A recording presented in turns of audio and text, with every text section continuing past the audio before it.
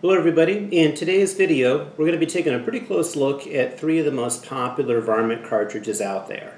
They are the 223 Remington, the 22-250, and the 204 Ruger.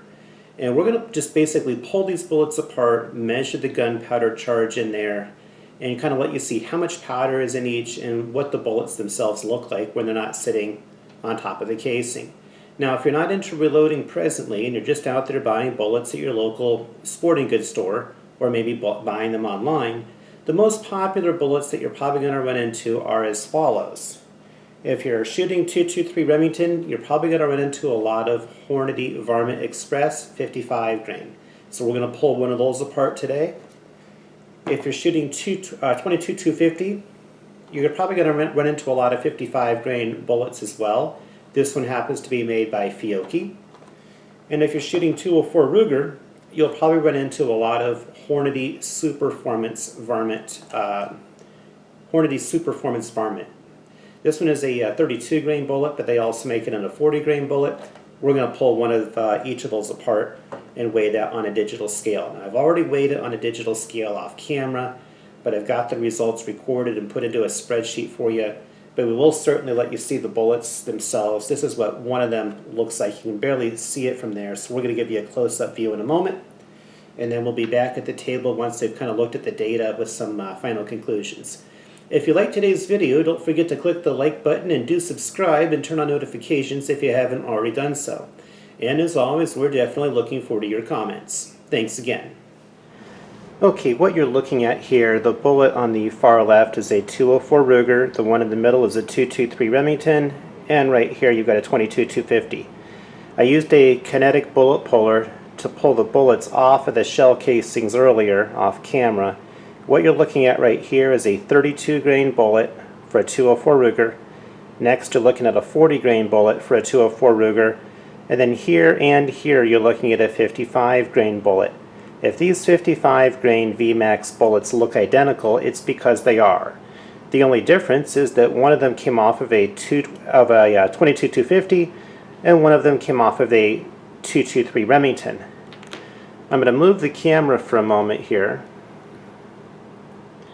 and we'll see what we can do to zoom in on the bullets that were extracted. I'd like for you to take a close look at the bottom portion of the bullets.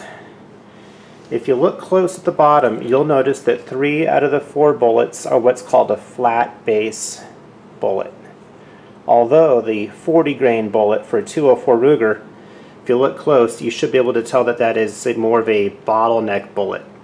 That bottleneck feature does improve the ballistic coefficient, helps that bullet to retain speed better and cut through the wind with less wind drift. Alright, wanted to give you a little bit different or maybe a little bit better angle of these bullets on the bottom so that you could see what I'm referring to when I say a flat base bullet versus a bottleneck. You can see how that 204 Ruger 40 grain definitely has a different shape on the bottom part of it there. A little different angle here. Okay, so to understand these 3 different bullets today, it's probably easiest just to start with the 223 Remington. It does have a 55 grain VMAX bullet sitting on top of it, and it has a ballistic coefficient of 0.255. The easiest way to think of ballistic coefficient as far as what that means is this. It's just simply a way of measuring how efficient a bullet will be at retaining speed and not getting blown around by the wind. The powder charge, in other words, how much powder is in each of these bullets. I did take these bullets apart, weighed them on a digital scale. I found that the 223 Remington had 23.9 grains of gunpowder in it, and that helps to give it a speed of 3,240 feet per second at the muzzle and 1,281 foot-pounds of energy. Now the charge ratio is just kind of a term that kind of describes how much gunpowder compared to how much bullet weight are we talking about. So in other words, for every 1 grain of powder, if you take 23.9 grains of powder and you divide that by your bullet weight of 55 grains, you'll come out with a ratio of 1 to 2.30. So for 1 grain of powder, On your 223 Remington, it's going to have to push 2.3 grains of bullet weight downrange. So next we'll move into the 22-250 and see how that one compares. On your 22-250, you have the identical 55 grain VMAX bullet sitting on top, identical ballistic coefficient, but what they've done here is they've given you 33.1 grains of powder. So that's quite an increase in powder. That's a 38% increase in powder, and it's going to give you 3680 feet per second, so a pretty good increase in speed, a noticeable increase in foot-pounds of energy, 1653 compared to 1281. Look at your charge ratio. That's also greatly improved. So for every 1 grain of gunpowder that's in that casing, it only needs to push 1.66 grains of bullet weight downrange. Next, we'll look at the 204 Ruger 40 grain. Bring that in here. On this one, you've got a ballistic coefficient of 0.275. So that's going to be your best ballistic coefficient out of any of these bullets that I have found today. It does have 28.5 grains of powder, which is still more powder than your 223 and a little bit less powder than a 22-250. So to be exact, you're looking at about 19% more powder than the 223, but about 14% less powder than a 22-250. It's going to give you about 3,900 feet per second worth of speed, 1,350 foot-pounds of energy at the muzzle. But take a look at the charge ratio. For every 1 grain of gunpowder in the casing, it only needs to push 1.4 grains of bullet weight downrange. Next, we're going to look at the 32 grain 204 Ruger. One moment here. Let me slide this over just a bit. Okay, so this one does not have the best ballistic coefficient of only 0.21, but take a look at the gunpowder, 29.5 grains of powder. So that's going to be still quite an increase of gunpowder over the 223. That's going to actually be a 23% increase in powder charge over the 223 and about 11% less gunpowder than what's in a 22-250 55 grain bullet. It's going to yield 4,225 feet per second worth of speed at the muzzle.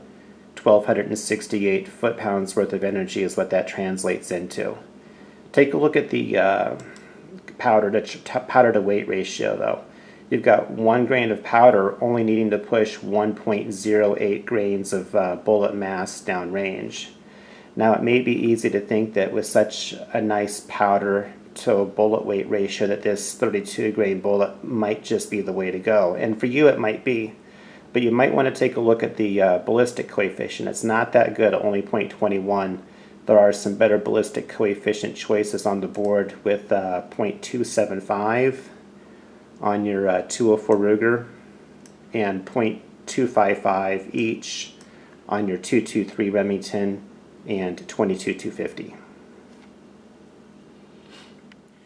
Well guys, one of the main conclusions that I have discovered from making this video is this. It seems like the 204 Ruger really does have just about the most favorable gunpowder to bullet weight ratio out there. I didn't really expect that. I thought it would be maybe a little more in favor of the 22-250, but the digital scale doesn't lie.